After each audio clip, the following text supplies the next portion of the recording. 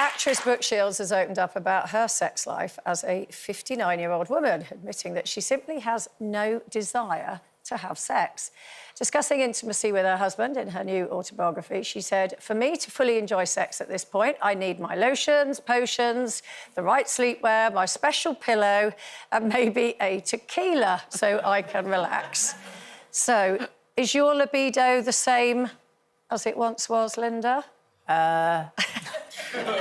Nah, it's definitely not.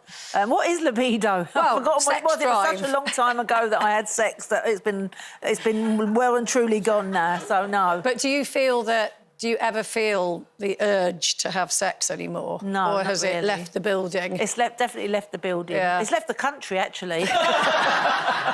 It's definitely moved away from me, that's for sure.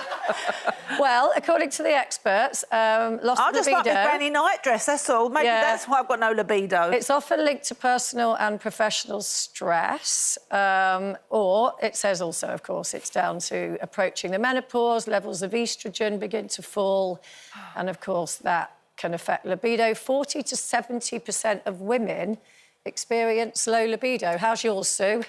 Do you know what? I'm post-menopausal, and yeah, I don't have the libido that I used to have. It's like, but what really gets on my nerves now is that we've made it a thing. Your libido is a thing. It ebbs and flows. It has a natural journey through life. If you put in the word libido into Google, all that comes up is ways to fix it. There's something wrong with you if you're not having it, you know, God knows how many times a week. But we know it ebbs and flows. And to me, libido is not intimacy. Intimacy is something different. You know, there are intimate moments. I can have an intimate moment when my husband brings me a piece of toast in the morning and it's a surprise. And, you know, it's just we've made such a big deal out of it, and it annoys me. And if anything, that puts me off it. Yeah, yeah. I mean, Mylene, you've got a 5-year-old, so I could imagine. I think it's interesting what you said, because for me, actually, for women, it's a slow burn, isn't it? Yeah. I think all these ideas of as you said there, about tequila and setting the mood and music, it's not about those, I don't know, what, 5 minutes? It's about the whole day. It's about the cup of tea. It's about the kindness, the conversations. Put a shelf up and things are going to look way more promising for the evening. And I just think that's it. That's the foreplay. It's not just, you know, what goes on in the bedroom. It's actually what goes on in your relationship. And I think we're just not necessarily geared as a society to look at that, because it doesn't feel so enticing. But it isn't all about lace and lotion. It's about conversations, that cup of tea and some DIY. Yeah, yeah. And I mean shelves. Yeah, I mean, I would imagine there's a lot of much younger generation watching this and thinking, "God, blimey, what a, you know." No, I'm sure. I used to spend, honestly, I told you this earlier, I'm actually shocked at how much I used to spend on underwear, on lace.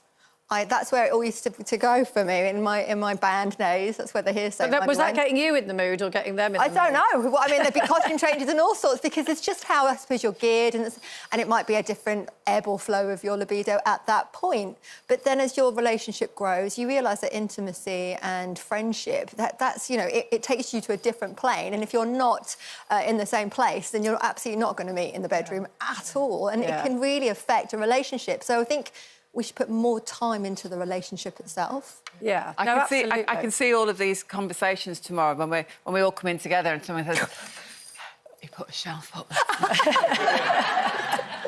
Put 2 up, actually. The DIY stores. Anyone watching this now, they're all off to the DIY store to. That's the way to do it. But yeah, I think you're right. I think in any long-term relationship, obviously short-term relationships, libido is always quite present because it's all new and exciting. But any long-term relationship, I think as long as you are both on the same page in terms of libido, then it's fine. But obviously, if you've got one person that wants it far more than the other, that's when the arguments start. What page are you on, then? Well, mine's dormant. Is your libido still in this country? It's at the airport. Oh, is it? And I'm not sure if it's taken off or arriving. I haven't worked it out yet. I'll come back to you on that one. Yeah.